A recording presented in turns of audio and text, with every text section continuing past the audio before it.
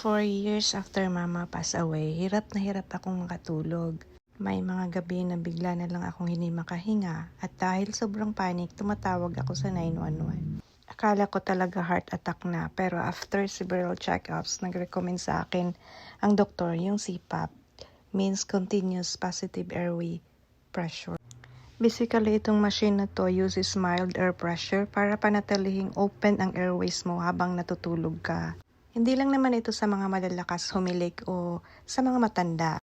Oops, matanda na pala ako. Pero ito ay kahit sino na may sleep apnea o hirap sa paghinga habang tulog. In my case, hindi pala hilik ang problema ko kundi acid reflux na nagtitrigger ng pakiramdam na hindi ako makahinga. Pero since ginamit ko ang CPAP, mas naging maayos ang tulog ko, mas konti ang panic episode at may relax ang katawan ko sa gabi. Kaya kahit medyo investment siya, tinuloy ko na. Parang nakakahawa nga akong tingnan matulog, parang naka-oxygen. At meron silang exciting kasi meron na silang travel size CPAP. Super cute, handy at pwede mong dalhin kahit sa plane o road trip.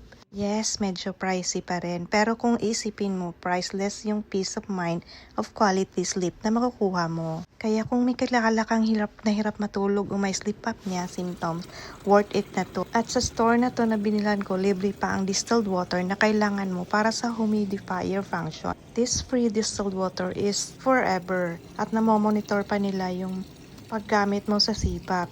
Minsan hindi ako gumagamit.